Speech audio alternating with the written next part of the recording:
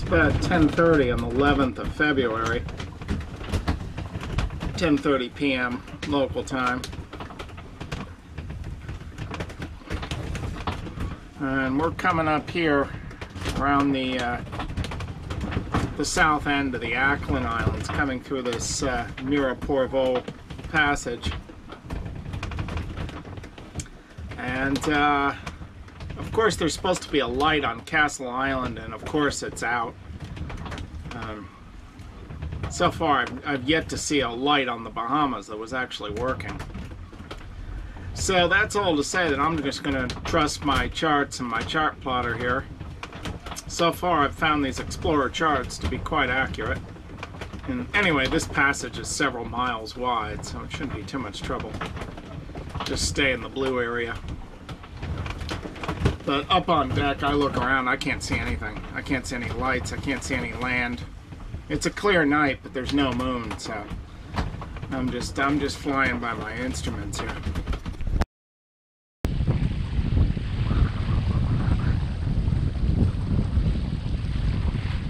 And there's the morning sun on the 12th of February. There's Long Cay. I think I can see the water. So we're going to get into the shallow water pretty soon here. So again, I'll trust my Explorer charts, but I also do want to be able to kind of just see the water in case there's coral heads. So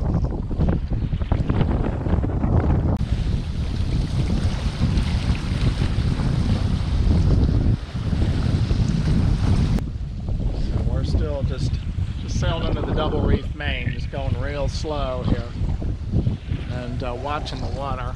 I took a depth sounding. I had about 13 feet. So, and the chart says a little over 3 meters, so we got even a little more than what the chart's saying, so that's good. We got to be on our toes here. This bite of the Acklins is very shallow. I don't think I'm going to push my luck too much further here. Got about 10 feet of water. And, we can't get right up to the shore because it's too shallow.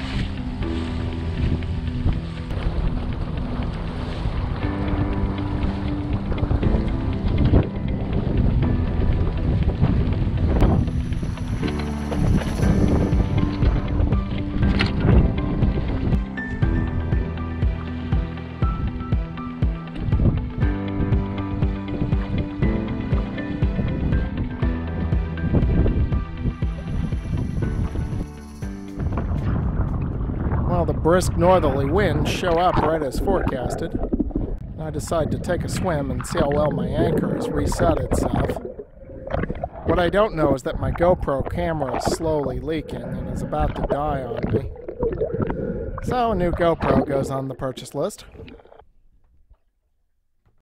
Well, this turned out to be quite a good anchorage against those northerly winds. Now the winds are coming easterly again, so I'm going to pick up and carry on. So by the end of the day, I'm going to be taking this code 0 down. Yeah, nice and clear that water is.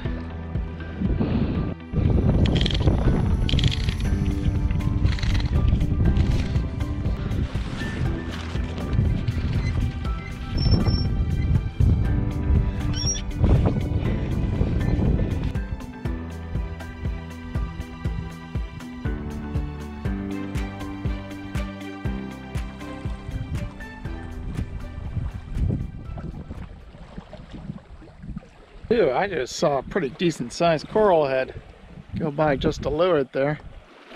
So I'm standing up in the cockpit piloting here. But look at that, sandy beaches. There's not a soul around. Well, there's one fishing boat over there. The Robinson Crusoe experience here. And while I was anchored yesterday, a trawler came in and anchored, and he left yesterday morning. And other than that, I've had the whole place to myself. Coming up, you can see that dark, just under the horizon, deep blue. So it's getting darker now. I'd say we're probably in about 30, 40 feet. I can still see the bottom. Here's the shelf right up here. Probably in about 40 feet of water right now. And the nearby sounding on the chart is 900 meters. So what's that? About 3,000 feet. Yeah, I mean, it's almost a kilometer. So it's a little over half a mile deep. And boom, we are in the deep blue sea.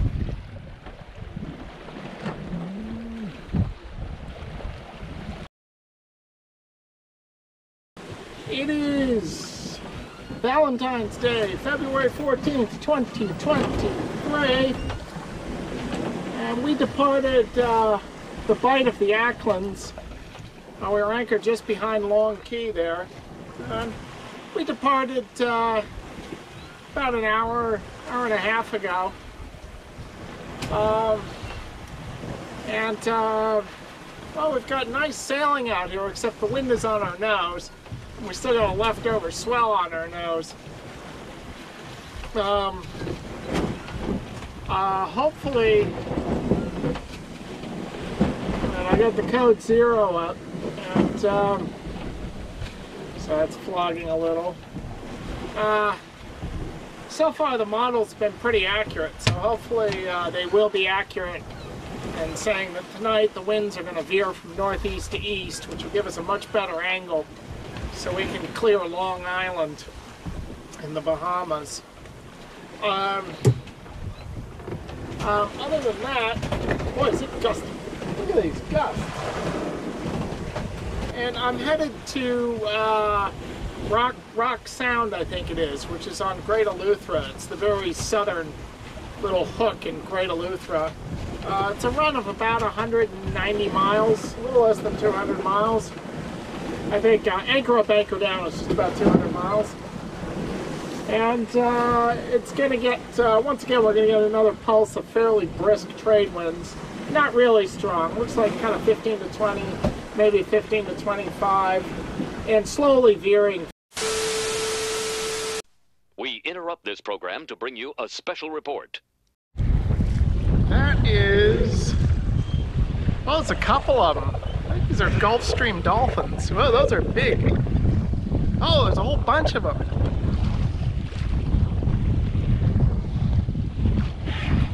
Whoa! Those almost look like beaked whales.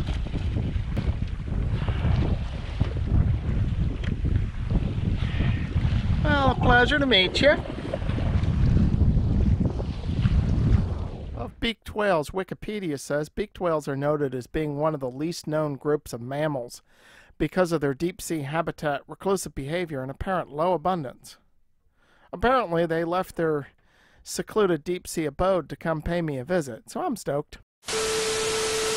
And then the small burner on the stove wouldn't work. There was no gas coming out. And I'm pretty sure I know what happened on that. That was that wave. Remember coming from Puerto Rico to Great Inagua. I remember that wave just got me and dumped right over. And I'm betting what happened was salt water got onto the stove and it got down in that little aperture and where the gas comes out and caused some corrosion.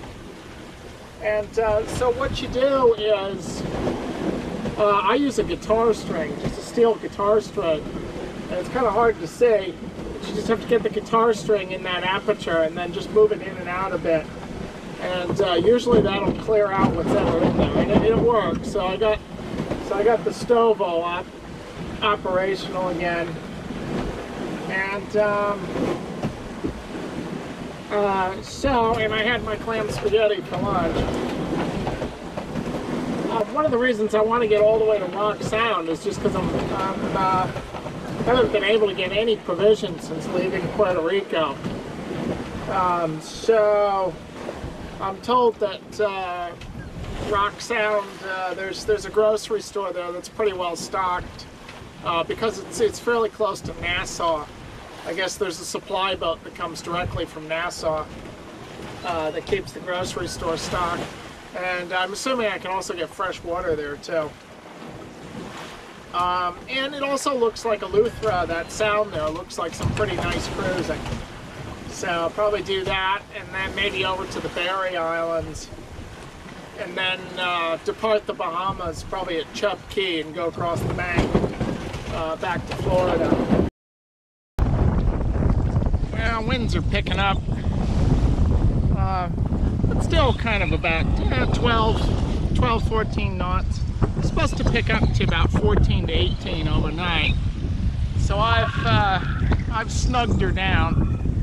And got 2 reefs in the main reef staysail, so she's sailing under very easy canvas.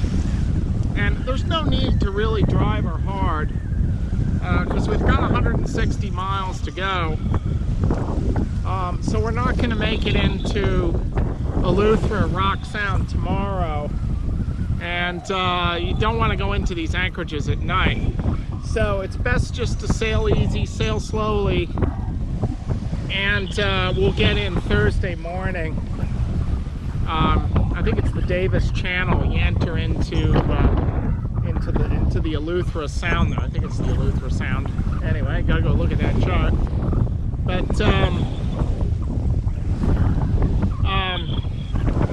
so I think the better plan is just sail comfortably. And as it is, I mean, this wind is picking up. We're really moving here. We're doing still 5 knots. And just off our starboard bow is Cat Island. I've changed my plan. I'm not going to try to go all the way to Rock Sound on this trip. Mainly just because coming up overnight here, sailing through the islands, meant that I basically can't get any sleep. I get a few short cat naps, but I really have to be on watch all the time. So what that would mean is, trying to get into Rock Sound, tacking into an anchorage with the easterly winds. It's going to mean tacking in. If I keep on going, basically this is going to mean 2 nights in a row. I'm next to no sleep. And with the easterly winds, I'm going to have to tack into Rock Sound. And doing that on 2 nights worth of 0 sleep, and then getting a place to anchor, that's going to be a bit much, I think. So I'm going to go into a new bite here in Cat Island, which should be fine. The winds are forecast to remain easterly for the next several days. And the cruising guide says you can, there's a grocery store here, you can get supplies. And I'm also wondering if there's a place where I can dump my trash. I'm now I have to put it out in the cockpit. And, just moving around the cockpit now is getting difficult, maneuvering around this giant hemorrhaging trash bag. So it would be nice if I could dump that somewhere. If we're lucky, we'll be close hauled to New Bight once we get around the corner here. If we're unlucky, we're going to have to tack. And it's about 10 miles from the corner here into the anchorage. So it's quite a distance. But once inside this big bight here, we should have pretty flat seas. In fact, the seas are already getting pretty flat. So hopefully that won't be too bad. Hopefully we'll be able to cover that in about 2.5, 3 hours. So it'd be nice to be anchored down by lunchtime. Consider supporting this channel by becoming a patron. As a patron, you will be able to view my videos free of ads. You will also be able to leave comments, ask questions, and message me directly. You can become a patron for as little as $5 a month.